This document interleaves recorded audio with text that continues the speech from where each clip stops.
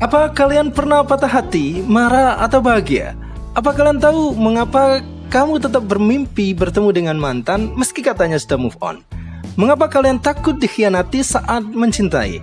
Tahukah kamu dari mana asal-usul kecemasan, trauma, dan kesedihan?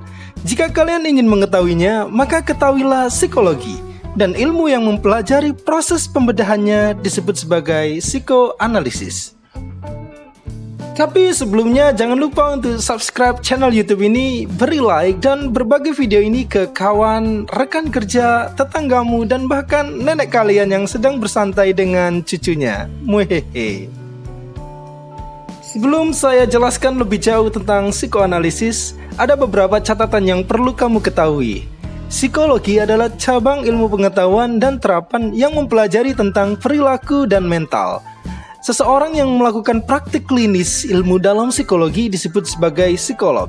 Sementara orang yang melakukan praktik klinis ilmu tentang gangguan kesehatan mental itu disebut sebagai psikiater. Sederhananya, psikolog adalah orang yang bisa kamu ajak curhat tentang sakit hatimu ketika dikhianati pacarmu. Sementara psikiater adalah orang yang mengurusi orang sakit jiwa. Tentunya, apa kamu sakit jiwa jika dikhianati oleh pacarmu? Tentu tidak, hahaha. Karena berbicara tentang perilaku dan mental, maka psikologi juga berbicara tentang motif dan jiwa seseorang. Jiwa, iya, jiwa. Tapi kamu tidak akan menemukan belahan jiwamu di studi psikologi. Karena jiwa dalam psikologi adalah psik atau psikis. Psikis mempengaruhi kepribadian dan kesadaran seseorang. Studi yang menganalisis kepribadian orang melalui motif dan mentalnya, ini yang disebut dengan psikoanalisis. Dan bapak psikoanalisis adalah Sigmund Freud.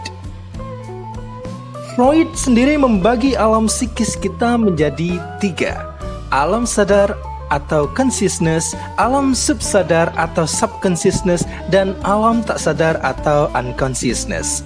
Bagi Freud, psikis seperti gunung es. Alam sadar adalah yang paling puncak, namun paling kecil, dan alam tak sadar adalah yang paling bawah, namun yang paling besar. Alam tak sadar inilah yang mempengaruhi kepribadian dan perilaku kita dalam kehidupan sehari-hari. Saya akan jelaskan dengan cara yang lebih sederhana. Alam sadar berisi pikiran dan persepsi. Semua yang kita pikirkan dan kita persepsikan pasti kita sadari. Kita benar-benar menyadari. Misalnya, kamu sedang menatap langit dan memikirkan awan yang bergerak. Ketika kamu mengingat rasa sakit dengan mantan dan lain sebagainya, itu semua berasal dari pikiran dan persepsi kita. Ini adalah bagian terkecil dari apa yang mempengaruhi perilaku kita sebagai manusia di kehidupan sehari-hari. Ingat, ini adalah bagian yang paling kecil. Berbeda dengan alam sadar, alam setengah sadar berisi memori atau kenangan dan juga pengetahuan yang tersimpan di dalam diri kita. Pengalaman, kejadian, fenomena, atau apapun yang kita alami, baik yang kita ingat atau yang kita lupakan atau yang kita abaikan, pasti semuanya sudah masuk ke dalam gudang kesadaran kita yang nantinya kadang muncul dan juga kadang hilang. Pelajaran fisika memberi pengetahuan tentang panasnya api, sehingga kamu belajar bahwa api tidak boleh disentuh. Pengalaman disakiti oleh mantan kekasih akan membuat Anda sakit hati dan juga takut memulai dengan yang lain. Dan tentu saja banyak contoh lain dari kehidupan kita yang membuat kita belajar sesuatu dan juga membuat kita terkenang oleh sesuatu. Itulah alam setengah sadar. Bagian yang terakhir adalah alam tak sadar. Alam tak sadar adalah bagian yang paling dalam, misterius, dan paling besar. Alam tak sadar memuat ketakutan, dendam, kekecewaan, dorongan seksual, dan harapan. Harapan, iya, harapan. Ingat, semua yang berharap pasti sakit di akhirnya. Muhehe. Semua yang ada di dalam alam tak sadar tidak dapat kamu kendalikan. Kamu tidak dapat mengendalikan kekecewaan, amarah, kebahagiaan, atau sifat lainnya yang ada di dalam alam tak sadar. Apapun yang ada di dalam alam tak sadar inilah yang mengendalikan perilaku kita dan juga membentuk kepribadian kita. Kamu pasti pernah melihat orang yang fobia dengan ketinggian. orang yang sangat temperamental, orang yang sangat sensitif, orang yang menggilai kucing atau benda-benda yang imut, orang yang sangat suka mengekspos diri atau orang yang sangat narsistik, orang yang sangat periang, dan bahkan psikopat. Wah, kalau yang satu ini sangat berbahaya, jadi jangan menjadi psikopat ya. Perbedaan sifat, mental, perilaku, atau apapun di dalam diri kita itu dipengaruhi oleh alam tak sadar. Itu mengapa sebenarnya bagi Freud tidak ada orang yang benar-benar normal, karena semua pasti memiliki masalah dengan psikisnya. Jika kamu pernah dikuasai oleh alam tak sadar, coba bagi pengalamanmu di kolom komentar.